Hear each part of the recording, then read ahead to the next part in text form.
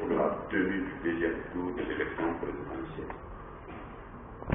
Cette proposition, fondée sur la levée effective des obstacles d'ordre technique dans les délais requis, repose entre autres sur de nombreux avantages, parmi lesquels je citerai tout simplement la disponibilité du matériel électoral le jour du scrutin, dont certains sont entreposés dans des conditions inadéquates depuis un mois. La disponibilité également de l'effectif de 50 000 agents électoraux formés depuis une semaine. Et enfin, la réduction du coût du processus électoral, déjà élevé sur un très élevé séjour. La proposition des dates sous la forme d'un projet de décret du président de la République par intérim, président de la transition, a été formellement présenté à celui-ci à l'occasion d'une audience qu'il a bien voulu m'accorder hier et à qui revient la décision finale.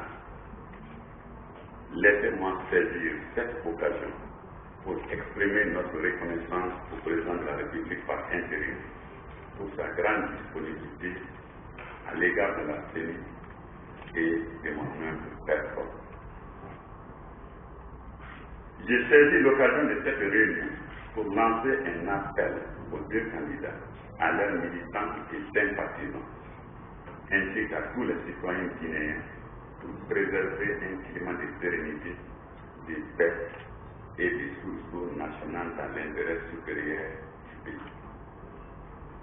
Je voudrais également rendre hommage aux nobles initiatives entreprises par le président de la République par intérim, le général d'armée Sekouba Konaté, à travers les visites qu'il a rendues aux deux candidats, ainsi que les propos mobilisateurs de haute posture patriotique qu'il a tenus à l'occasion de ces allocutions pour sauvegarder la paix et la sécurité dans le pays.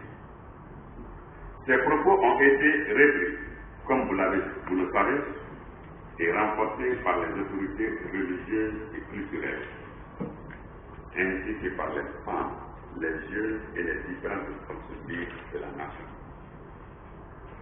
Permettez-moi aussi de rendre hommage au président du Burkina Faso, son Excellence M. Blaise Compaoré, médiateur dans la crise guinéenne pour son engagement éclairé et constant dans la solution de la dite crise.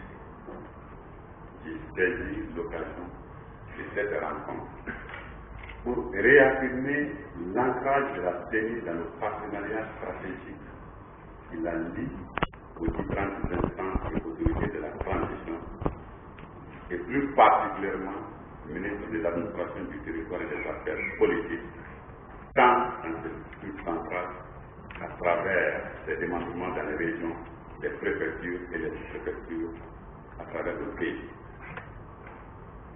Permettez-moi aussi de rendre hommage au travail remarquable accompli par le comité interinstitutionnel de suivi et d'évaluation, comité avec lequel la CENI entend renforcer sa coopération dans cette phase sensible et décisive du processus électoral. Je voudrais enfin renouveler les remerciements de la CENI à l'endroit des partenaires internationaux, bilatéraux et multilatéraux, et plus particulièrement des membres du groupe international des contacts pour la Guinée, pour le soutien qu'ils apportent à la CENI et plus généralement au processus électoral. Excellent. Mesdames et messieurs, le défi de l'organisation du deuxième tour de l'élection présidentielle est un défi qui est adressé par-delà la CENI à toutes les institutions impliquées dans le processus électoral et plus généralement dans la transition ouverte par la déclaration conjointe de Ouagadougou. Aussi, voudrais-je, en terminant, lancer un appel très sensible à toutes et à tous, à chacune de ces institutions et autorités, et particulièrement au gouvernement, ainsi qu'aux forces de défense et de sécurité, afin que nous puissions mettre en commun nos volontés et nos forces pour qu'ensemble, dans le cadre d'une synergie agissante et proactive, nous réussissions le pari lancé il y a 10 mois à Ouagadougou. Je vous remercie de votre aimable attention.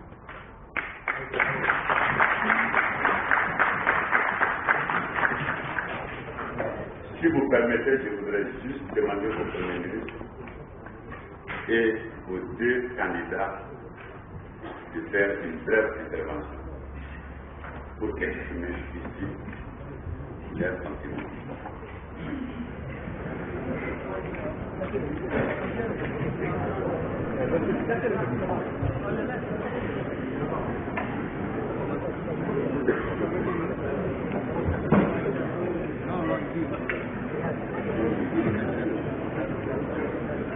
Calme.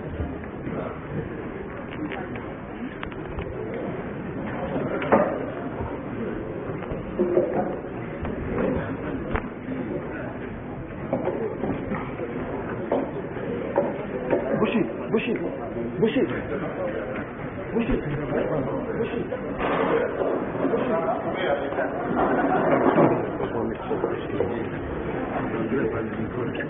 Ah, ok, c'est bon.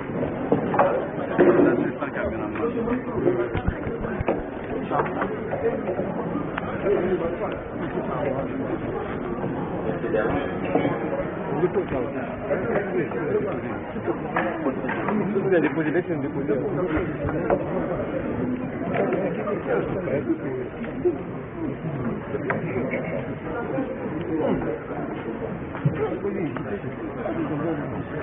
Bien. Madame la Présidente du CNC, Monsieur le Premier ministre, Mesdames et Messieurs les membres du gouvernement, vous me permettez tout d'abord d'adresser mes vives félicitations au président de la CENI qui a réussi à lever l'ensemble des obstacles techniques à l'organisation de ce 2e tour de l'élection présidentielle. Je pense que c'est une prouesse, une performance pour une fois. La CENI nous dit qu'elle est techniquement prête à organiser ce 2e tour que nous avons toujours réclamé. Monsieur le Président, je pense qu'il reste un certain nombre de préalables. Vous avez bien voulu, Monsieur le Président, adresser un courrier au président du RPG, lui demandant de retirer les listes électorales qu'il a fait diffuser sur l'ensemble du territoire. Je pense qu'il est important de faire le bilan de l'exécution de cette instruction pour s'assurer que ces listes dont la fiabilité n'est pas établie sont effectivement retirées parce que une grande confusion règne dans l'esprit des électeurs. Nous avons à cet égard adressé à la CENI une correspondance dans laquelle nous faisions part de nos inquiétudes et surtout de notre préoccupation de voir ces listes circuler et dans la mesure où, selon les informations que nous avons reçues, ces listes ne correspondent pas toujours à la liste officielle qui a fait l'objet de diffusion par votre institution. Cette situation est de nature à compromettre, à mon avis, l'organisation d'un scrutin sincère. Je ne pense pas qu'il soit possible, d'ici le 31, de s'assurer que ces listes sont retirées et détruites et qu'elles ne pourront pas être utilisées par des gens mal intentionnés à l'occasion de l'organisation de ce second tour. Au-delà de cet aspect technique, de cette condition qui me paraît essentielle pour l'organisation d'un scrutin sincère et paisible, il y a depuis quelques jours, comme vous le savez, une situation préoccupante dans le pays. Les fondements de la République ont été même touchés.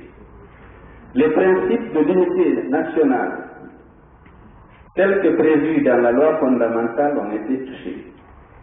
Des populations ont été chassées de leur lieu de résidence, battues, leurs biens détruits et confisqués. Nous avons enregistré 18 camions remorques partis de Sikiri avant-hier. Nous avons arrêté avant-hier dans la nuit des barrages au niveau de Kouroussa, où on extrait tous ceux qui étaient des pôles pour les bastonner et confisquer leurs biens. Ce mouvement massif de population en provenance de la Haute-Guinée et de la forêt vers le Fouta privera, si on ne prend pas les dispositions, pour restaurer la conscience et l'unité. Je disais bien que ce mouvement allait priver de dizaines de milliers, sinon de centaines de milliers d'électeurs exprimés leur suffrage, puisqu'ils ont été recensés dans ces régions, ils vivent dans ces régions et parfois ils sont nés dans ces régions. Je pense que cette condition politique et sociale, c'est-à-dire la restauration de la paix civile, de l'ordre public et surtout de la confiance entre les communautés est une condition indispensable pour une réorganisation d'un scrutin équitable et serein. C'est pourquoi, Monsieur le Président, Monsieur le Premier ministre,